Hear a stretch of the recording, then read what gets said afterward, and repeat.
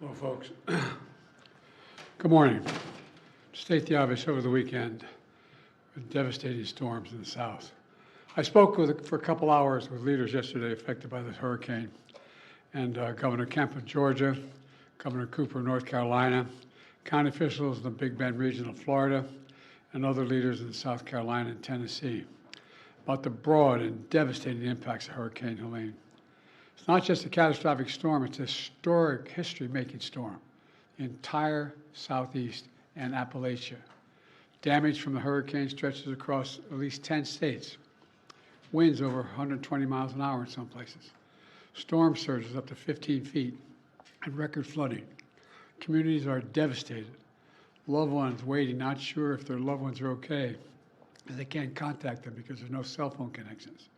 Many more folks displaced with no idea when they'll be able to be returned to the home, if ever, if there's a home to return to. So we're keeping them all in our prayers, and all the lives lost, and those particularly unaccounted for. There's nothing like wondering, is my husband, wife, son, daughter, mother, father alive? And many more who remain without electricity, water, food, and communications, and whose homes and businesses have washed away in an instant. I want them to know we're not leaving until the job is done. I also want you to know I'm committed to traveling to the impacted areas as soon as possible, but I've been told that it would be disruptive if I did it right now. We will not do that at the risk of diverting or delaying any of the response assets needed to deal with this crisis. My first responsibility is to get all the help needed to those impacted areas. And I expect to be there. Excuse me, I have a cold. I expect to be there later this week. I and my team are in constant contact with the governors, mayors, and local leaders. The head of FEMA, Deanne Griswold, is on the ground now in North Carolina. She's going to stay in Asheville and Appalachia region for the foreseeable future. There's been reports of over 100 dead and consequence of this storm, and there are reports of up to 600 people unaccounted for because they can't be contacted. God willing, they're alive, but there's no way to contact them again because of the lack of cell phone coverage. I've directed my team to provide every available resource as fast as possible to your communities to rescue, recover, and to begin rebuilding. In addition to FEMA, it includes the Federal Communications Commission to help establish communications capability, the National Guard, the Army Corps of Engineers, and the Department of Defense are going to provide all the resources at its disposal to rescue and assist in clearing debris and delivering life-saving supplies. So far, that's over 3,600 personnel deployed. That number is growing by the day. I quickly approved requests from governors of Florida, North Carolina, South Carolina, Tennessee, Georgia, Virginia, and Alabama for an emergency declaration. And I approved additional requests for the governors of North Carolina, Florida, South Carolina, and for a disaster declaration to pay for debris removal, provide financial assistance directly to survivors. FEMA and the Small Business Administration are there to help the residents whose homes and businesses were literally destroyed, washed away, or blown away. And the federal search and rescue teams have been working side by side with state and local officials and partners in very treacherous conditions to find those who are missing.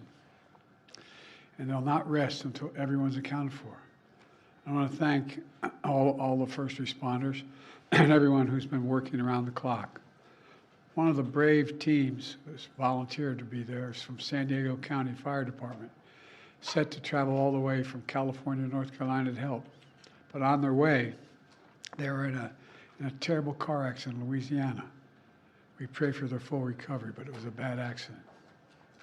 We know there's more to do, and we'll continue to surge resources, including food, water, communications, and life-saving equipment. We'll be there, as I said before, and I mean it, as long as it takes to finish this job. Let me close with this. As president, I've seen firsthand the devastating toll that disasters like this take on families and communities. I've been on the ground in many disaster areas since I've been president. Excuse me, and I've heard dozens of stories from survivors about how it feels to be left with nothing, not even knowing where or when to get back on track. I'm here to tell every single survivor in these impacted areas that we will be there with you as long as it takes For the sake of yourselves, and your families, I urge everyone returning to the communities and home to listen to the local officials and follow all safety instructions. Take this seriously. Please be safe. Your nation has your back, and the Biden-Harris administration will be there until the job is done. God bless you all, and I'm thinking of those that are still wondering where your loved ones are. Thank you. We need to supplemental to help the people in the Southeast, Mr. President. Say again? We need to ask Congress for a supplemental. That's my expectation, yes. You know, roughly how much you're thinking? Not yet. This is a historic storm.